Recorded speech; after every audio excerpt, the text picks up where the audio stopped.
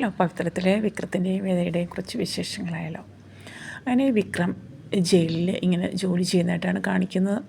അവിടെ കൃഷിയും കാര്യങ്ങളും ജോലിയും ഒക്കെ ഓരോരുത്തരും ഇങ്ങനെ ചെയ്യുകയാണ് അവരവരുടെ ഭാഗത്തായിട്ട്. അപ്പോൾ അങ്ങനെ വിക്രം ജോലി ചെയ്തുകൊണ്ടിരിക്കുന്ന സമയത്ത് ആ പോലീസ് ഓഫീസർ എത്തിയിട്ട് പറയുന്നുണ്ട്, നിൻ്റെ ഇതുപോലെ ജാമ്യത്തിൽ പരോളിൽ ഇറങ്ങുന്ന കാര്യത്തെക്കുറിച്ചിട്ട് ഞാൻ റെക്കമെൻഡ് ചെയ്തിട്ടുണ്ട്, അപ്പോൾ അതിനായിട്ട് ഞാൻ സംസാരിച്ചിട്ടുണ്ടെന്ന് പറഞ്ഞു. അപ്പോൾ വിക്രം ഒരു പുച്ഛത്തോടുകൂടിയാണ് ചിരിക്കുന്നത്. കാരണം നടക്കില്ല, എന്താ നീ അങ്ങനെ ചോദിക്കുന്നുണ്ട്.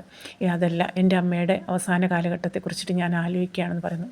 അപ്പോൾ നീ ആ ചിന്തകളൊക്കെ വെടിയൂ, നീയിപ്പോൾ അതിനെക്കുറിച്ച് ചിന്തിച്ചിട്ട് വിഷമിക്കുകയും ഒന്നും ചെയ്യരുത്. നീ നിൻ്റെ അച്ഛനെക്കുറിച്ച് ചിന്തിക്കും. നിനക്ക് എന്തായാലും അമ്മ മാത്രമേ നഷ്ടപ്പെട്ടിട്ടുള്ളൂ, അച്ഛനുണ്ടല്ലോ.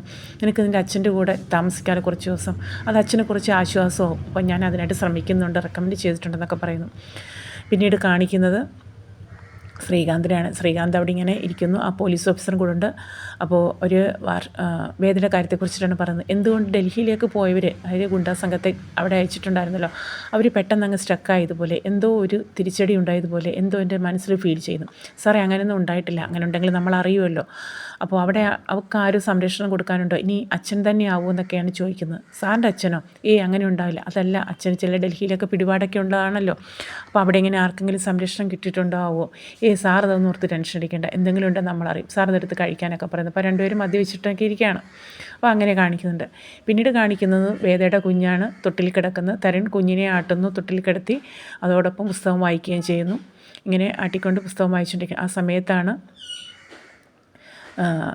തരുണിൻ്റെ അമ്മയും, അതായത് വേദയും കൂടെ വാതിക്ക് വന്നപ്പോൾ കുഞ്ഞിനെ രാത്രി എടുത്ത് വേദയുടെ കിടത്താൻ വേണ്ടിയിട്ടാണ്. അപ്പോൾ അമ്മ എടുക്കാൻ വരുന്ന സമയത്ത് തരുൺ ചോദിക്കുന്നത്, വേണ്ട, അവളിവിടെ കിടന്നോട്ടെന്നാണ് പറയുന്നത്. അവളുടെ മുറി ഇതല്ലേ ചോദിക്കുന്നു. അതല്ല മോനെ, രാത്രിയിൽ എന്തെങ്കിലും ആവശ്യങ്ങൾ, മോക്ക് പാല്, അതിപ്പോൾ എത്ര നാളത്തേക്കാണ്? കുറച്ച് നാളുടെ കഴിയുമ്പോഴത്തേക്ക് മോക്ക് കുപ്പിപ്പാൽ കൊടുത്ത് ശീലിപ്പിക്കണം. അപ്പോൾ വേറെ ആരുടെ സഹായം വേണ്ടല്ലോ. ഇത് കേൾക്കുമ്പോൾ വേദയ്ക്ക് സങ്കടമാകുന്നുണ്ട്. വേദ ഇങ്ങനെ വെളിയിൽ നിന്ന് കേൾക്കുവാണ് കേട്ടോ, വാതിലിൽ തന്നെ.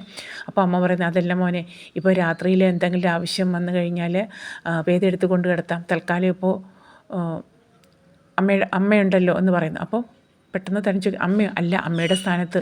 അത് കേൾക്കുമ്പോൾ തരുണിന് ഒരു പതർച്ചയാണ് തോന്നുന്നത്. കാരണം കുഞ്ഞിൻ്റെ അമ്മ മരിച്ചു പോയല്ലോ എന്നാണ് പറയുന്നത്. കേൾക്കുമ്പോൾ വേദയ്ക്ക് ഭയങ്കര വിഷമാവുന്നുണ്ട്.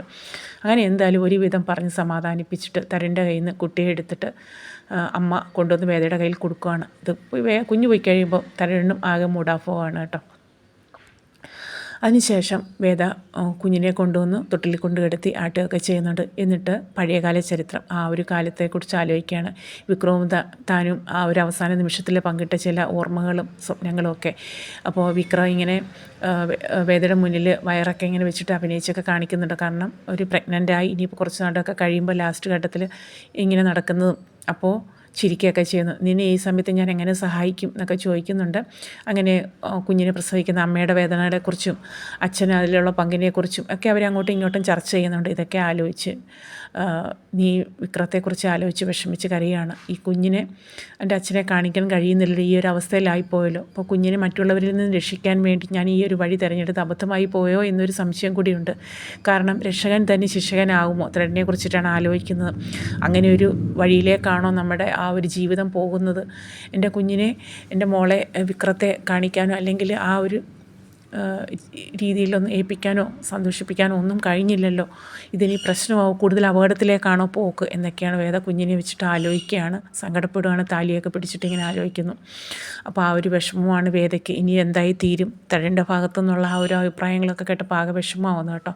അങ്ങനെ അവർ തമ്മിലുള്ള ആ ഒരു സന്തോഷ നിമിഷങ്ങളും കാര്യങ്ങളും ഒക്കെ ഇങ്ങനെ ഓരോ ഫ്ലാഷ് ബാക്കുകൾ ഇങ്ങനെ ആലോചിക്കുകയാണ് വേദ അവിടെ ഇരുന്ന്. വിക്രമമായിട്ട് ആ ഒരു നിമിഷങ്ങൾ, പങ്കിട്ട നിമിഷങ്ങളൊക്കെ ഇങ്ങനെ ആലോചിക്കുന്നു.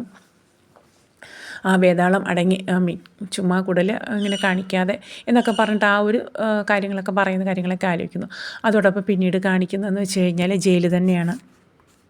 നല്ല മഴയുള്ള സമയം, പുറത്തേക്ക് നോക്കിയെന്ന് വിക്രം ആലോചിക്കുന്നത് വേദ പണ്ട് മഴയത്ത് പുറത്തു നിന്ന് നനഞ്ഞ ആ ഒരു സന്ദർഭങ്ങളും കാര്യങ്ങളൊക്കെ ഇങ്ങനെ ആലോചിച്ച് വേദയെക്കുറിച്ച് ആലോചിച്ച് നിൽക്കുകയാണ്. അപ്പോൾ ആ ഒരു രംഗമൊക്കെയാണ് ഇന്നത്തെ പവിത്രത്തിലെ ഭാഗത്തിൽ കാണിക്കുന്നത്.